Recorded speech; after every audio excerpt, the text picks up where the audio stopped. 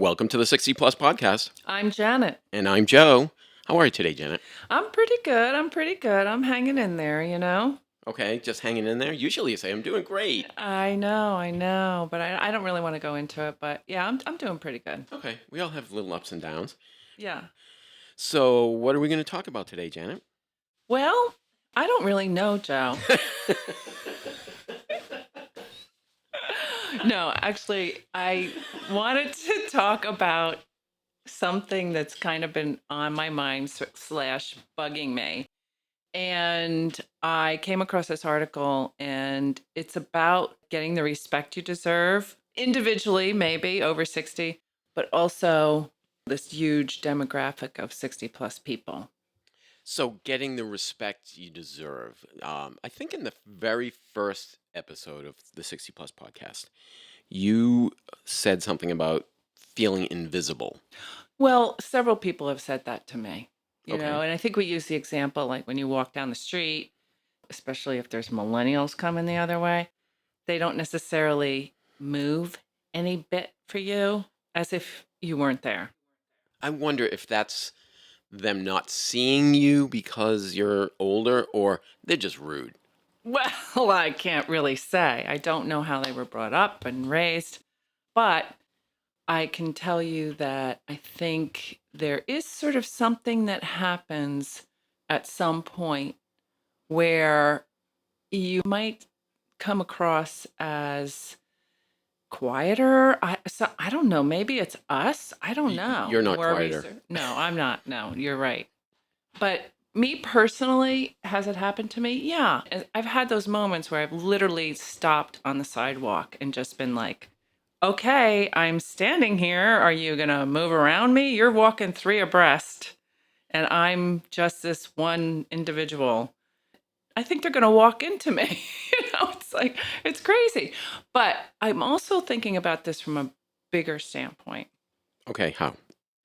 Well, I was reading this article. It may have been from AARP. I will admit that. It was. It was. It was. And it was about the growth of the 60 plus demographic. It's huge. It's like exploding, right? Yes, of course, some are dying off eventually, and we don't really want to talk about that. But there is the aging population. And at some point soon, 2034, there will be more people over 65 than there are children in this country. That's alarming for a number of reasons. There's lower birth rates, there are lower marriage rates, and I think like a macroeconomic level when I hear something like that because Social Security, for instance, I don't get Social Security yet, but I'm eligible, Yeah. and it's the working population that's working now that funds that. And if it's a smaller population to support a larger group of people, Right. Well, and there's been that theory around for a while that Social Security is going to tap out and we're not going to have it when you need it. But should I start taking it now just to? Yeah, that's what I was thinking. When am I eligible? So You're eligible. Oh, okay. Thanks, Joe, for pointing that out. I thought we were honest about our ages on the 60 Plus podcast. Yeah, we are. I am 60 something, but we don't need to know what that something is. Anyway, I have to have some secrets, Joe. You know what I'm saying? I do, but you're not good at keeping secrets. That's true, too. So the other statistic that I read that was really interesting as well was more about the financial power that this demographic has. So based on the information, the suggestion is that people 50 and over, okay, so we have to go down a little bit. A little bit. That's what the study was about. Yeah, 50 and over spend half of the world's consumer spending is spent by people 50 and over, and that's growing. And I think, and correct me if I'm wrong, by 2050, it will be 60% of the world's consumer spending will be people in our age demographic. You've got it pretty much correct. I'm looking at the article now, the study, and it says that, and I'm quoting from the Global Longevity Economy Outlook from AARP, and it says that in the 5 largest consumer product categories, those 50 and older in 2020 were responsible for roughly half of the global spending. These were in these categories: healthcare, 60%, Miscellaneous goods and services, which include professional and financial services, 52%. Housing and utilities, 51%. Food and non-alcoholic beverages, 49%. And transportation, 49%. Probably a lot higher for alcohol. I was going to say that.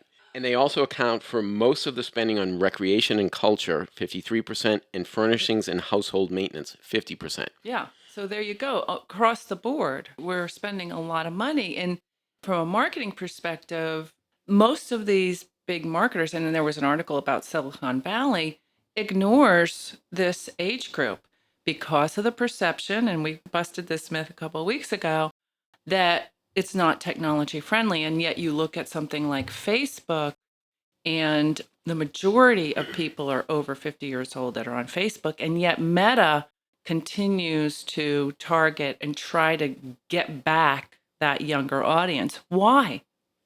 I don't know. Is it because most of the people that work at Meta, the parent company of Facebook, is it because they are mostly younger?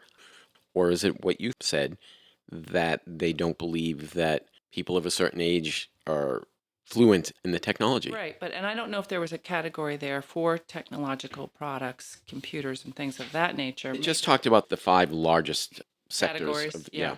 Okay.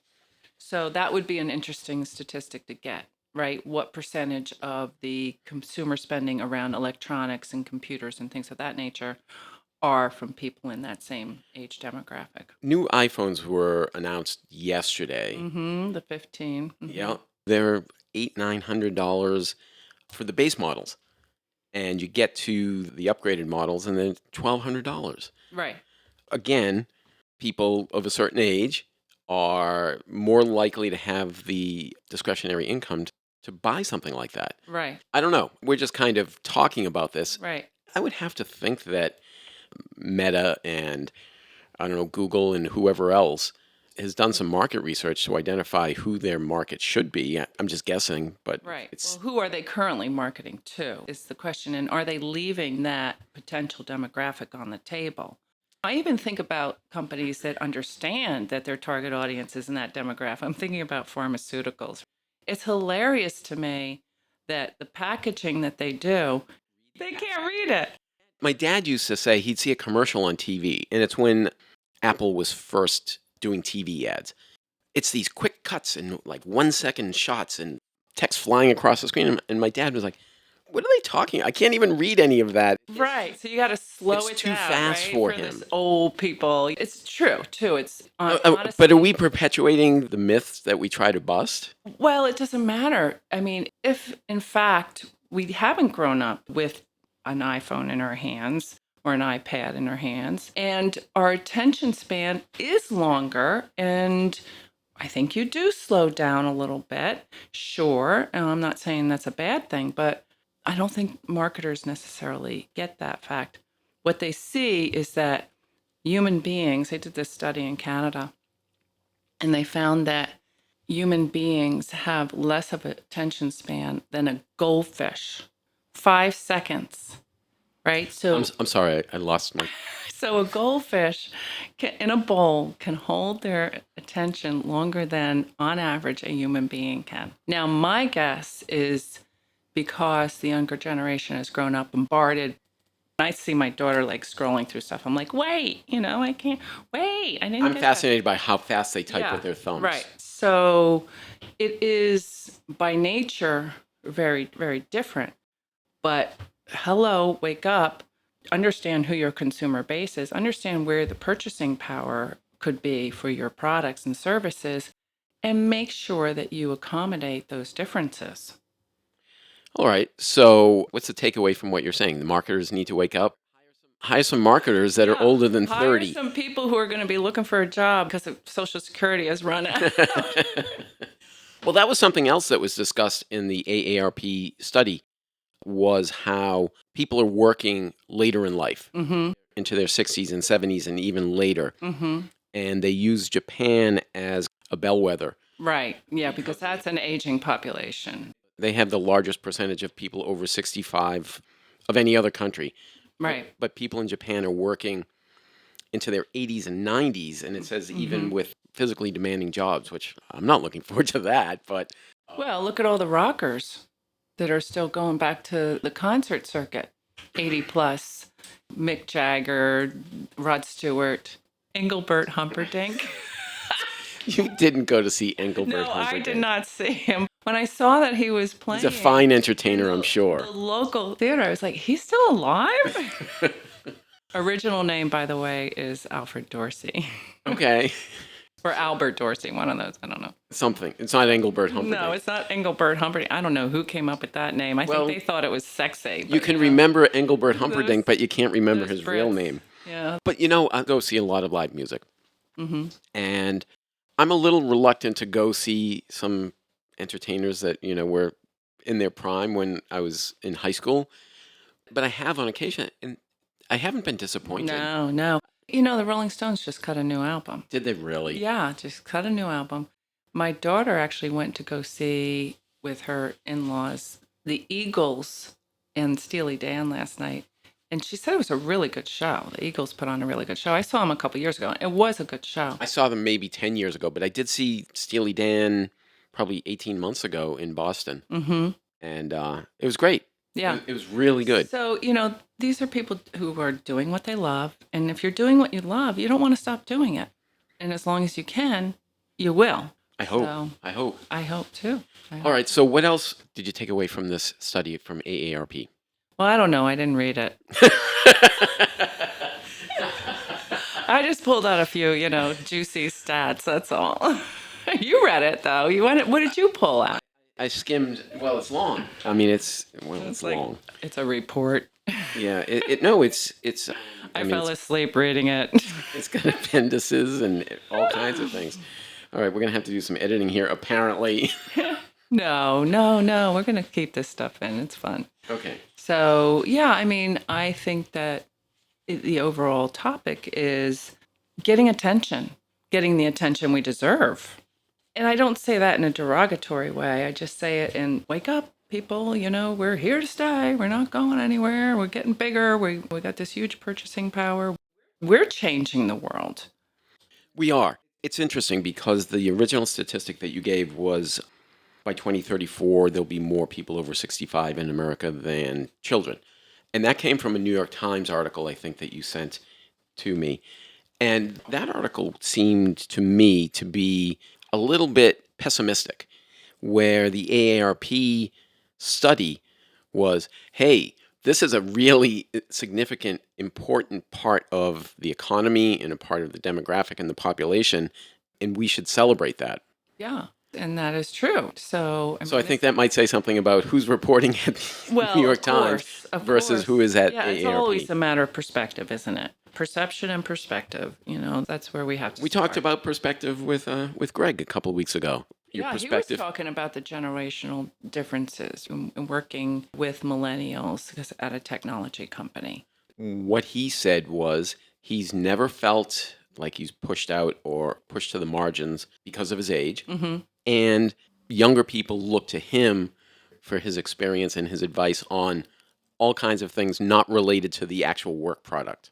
Right. He's like a mentor to them. And he also said that to make sure that he is changing his perspective, he looks to his children. He has a relationship with his family. I see this with my daughter too. It's like, a little insight into the millennial population. So that was interesting. It's like, let's meet in the middle type of thing and understand the value that each of us brings to the table. And that's really what collaboration is all about. And if you think about the critical skill that we must have that's going to differentiate us from, let's say, AI, is collaboration and the ability to switch and change on the fly and come with a new, fresh perspective. I can't find it in the AARP report right now, but what's the generation after boomers, after us? Gen X. Gen X. I think in the AARP report, they talked about how generations that are follow boomers Yep. are also aging, and they're going to Yes. be coming into that 50 plus and 60 Correct. plus. Yeah, You're exactly. on the I'm cusp. But yeah, I'm Gen X. No, I'm not really. But who is Gen X? There's a whole thing about who is Gen X. These demographics tend to be around 10 or so years. But there's a big range within that Of 10 course there years. is. You can't, I mean, it's It's actually, generalizations. it's generalizations and it's promoting stereotypes. And, one of the things that we've wanted to do in this podcast is break down those stereotypes for our generation. So we really shouldn't reverse that and throw stereotypes on the snowflakes, as they call them. Okay, what do Why you do mean? they call them the snowflakes? What do you mean? No, what do you mean by snowflake? So, and again, I didn't make this up, right? So this is a term used with millennials, and I think it's because they're the generation where everybody got a trophy. The millennials, You not the didn't, boomers. if you weren't, right, the millennials, and if you weren't treated well and coddled almost, you melt down. So that's I think the snowflake reference. So whose fault is that, though? Because Well, the parents probably, because our generation I think we went from like helicopter parents to to snowplow. snowplow parents, right? Where I'm just going to clear the way for you, Johnny. You don't have to worry about anything. But what's weird about that is anxiety levels are through the roof. Now, obviously, there's a lot going on in the world, but you look at millennials and worse, Gen Z, the younger generation from there, their anxiety levels are just through the roof between climate change and the pandemic and all of this. So having sympathy for each other, we're all human. Ageism, as I always say, is alive and well and maybe around forever. I don't know. Can we get rid of that ism? It would be great. The way the New York Times article opened up was, for decades, America was viewed as a young country. The population was young. And that's not the case, and quickly becoming less the case as our generation and the generations that follow become the bulk of the demographic. And what does that mean for us? Well, culturally, it was always about young people. Right. I think that And cultural. the Beach Boys are still touring. I have no idea what song that was. I don't either. Just seemed like It sounded like the theme from the Batman TV series, actually. All right, so what's the point that we're trying to make here? I don't think there is a point. I really don't. I think we're just talking about it, and that's okay. We can do that. It's our podcast. It's our podcast. We can do whatever we want. No, I think it's just something to consider, regardless of your perspective, regardless of where you are on that age range, what demographic you're in. We're all facing the same challenges, right? Humanly speaking. But I think, again, there's this idea of let's break down the stereotypes that we create for each other. And specifically for 60 plus, whatever those are, they read newspapers, they are slow, they're losing their minds. What is that? Do you look down the street and go, oh, here comes an old person? When I was younger, people that were the age I am now appeared to me to be much older than I hope we appear to people that are younger now. Yeah, I don't think it matters. I think it's all relative. Well, and I'll give you a couple of examples. My grandfathers, both my grandfathers, they dressed like old men. It's not a criticism, it's an observation. Right. I don't think I dress like an old man. Well, I know, but that was the style back then. People dressed Just for old men. differently. Well, and I don't think my grandmother got out of her house dress. Do people still wear house dresses? I mean, I call those pajamas. Well, and millennials run around in their pajamas. You go to the grocery store and 24/7. yeah, well, okay, get off my lawn, kid. Pull your pants up and put some clothes on. Get out of your pajamas. You dirty, stinking kids. Okay, now we're perpetuating the, Yeah, the of course we are, stereotypes. because it's fun. It is fun. It is fun. Well, so the issues around people our age, a little bit younger and older than us as well, making up such a large part of the world economy. And it's not just the United States. It's the study, they looked at 76 different countries. Mm-hmm.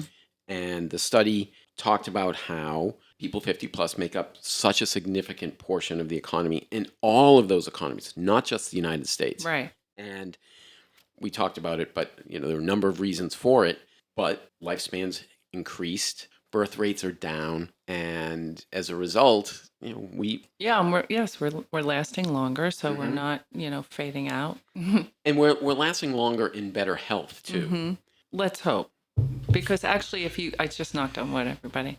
So actually, if you look at the statistics, maybe not so much, right? What about diabetes, right?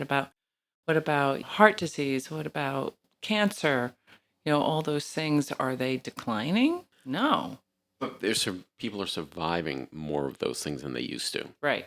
I mean, I have several friends who had what they call widowmaker heart attacks. They would have been dead had it happened 25 years ago. Right. So that's extending our lives as well, is just trying to stay healthy, having a healthier culture and lifestyle around that is critical, really, for us, especially. All right, so I think the takeaways from this episode of the 60 Plus podcast are we're strong. We're tired of being ignored. No. It's hard to ignore you, Janet. Over here. I strongly recommend reading the Global Longevity Economy Outlook. It's data and analysis by Economist Impact, and it's on the AARP website. You don't need to be a member. You can get it. And the headline was People age 50 and older are making unprecedented economic contributions and creating opportunity for every generation. That's something that we didn't talk about, was how our contributions to the economies benefit all the generations that follow us as well. Yes, absolutely. And So the next time someone says to you, "Thanks, Boomer," say, "You're welcome." yeah, exactly. No problem. My pleasure. All right. I think that might wrap it up for this episode of the 60 Plus podcast. What do you think, Janet? I think we're good. All right. So until next time, I'm Joe. I'm Janet. Bye.